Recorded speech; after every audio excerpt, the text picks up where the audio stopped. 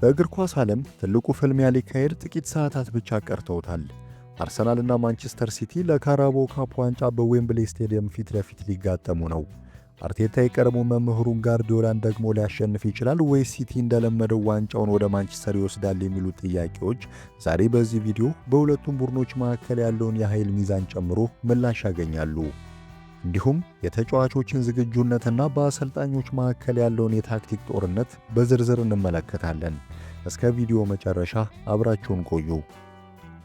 ባለሙያዎች እንደሚሉት ባለፉት ጥቂት ሳምንታት የጫናው ሚዛን ተቀይሯል። ከዚህ ቀደም ሁሉም ሰው አርሰናል የሊጉን ፉክክር ለመቀጠል የግድ ማሸነፍ አለበት ብሎ ያስብ ነበር።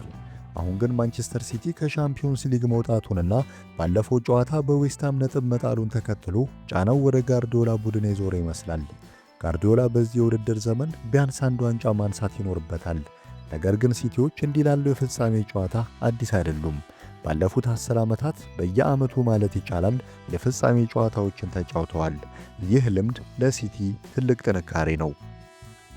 ጋርዲዮላ አሁን አዲስ የማሸነፍ ማሽን እየገነባ ነው።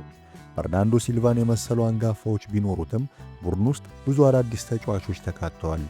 ይህ የፔፕ ሁለተኛው ግንባታ ተብሎ ሊጠራ ይችላል።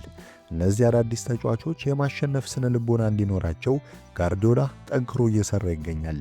የካራባኦ ካፕ ጨዋታን ዛሬ ማሸነፍ ከቻሉ ለተቀረው የውድድር ዘመን ትልቅ መነቃቃትን ይፈጥርላቸዋል። በአንጻሩ አርሰናልም ከ3 ዓመት በፊት ከነበረው ቡድን እጅግ ተሻሽሏል። አሁን ትልልቅ ጨዋታዎችን እንዴት ማሸነፍ እንደሚችሉ ተምረዋል። የዘንድሮ አርሰናል ትልቁ ጥንካሬው ምንድነው ቢባል ከተጠባባቂ ወንበር ተነስተው ጨዋታ የሚቀይሩ ተጫዋቾች ናቸው።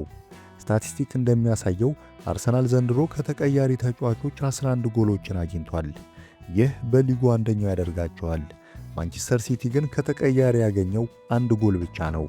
የልዩነት አርሰናል በጨዋታው መገባደጃ ላይ ምን ያክል አደገኛ ሊሆን እንደሚችል ያሳያል። አርቴታ ጨዋታው ካልሄደለት የሚጠቀምባቸው ብዙ አማራጮች አሉት። በዚህ ጨዋታ ላይ ሌላው ትኩረት የሚስበው የግብ ጠባቂዎች ምርጫ ነው። ጋርዲዮላ ጄምስ ትራፎርድ እሁድ እንደሚሰለፍ በይፋ አረጋግጧል። አርቴታ ግን ዴቪድ ራያ ይሁን ኬፓ በግልጽ አላሳወቀም። ባለሙያዎች እንደሚሉት አርሰናል የመጀመሪያ ዋንጫውን ለማንሳት ዝግጁ ስለሆነ ጠንካራውን ግብ ጠባቂ ማሰለፍ ይኖርበታል። ዴቪድ ራያ በቅርቡ እያሳየ ያለው ብቃት እጅግ አስደናቂ ነው።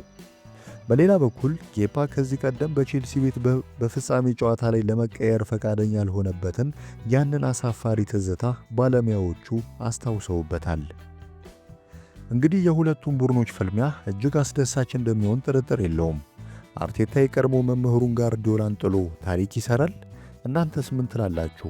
በእናንተ ግምት ዛሬ ዋንጫው ማን ይወስዳል? አርሰናል ወይስ ማንቸስተር ሲቲ?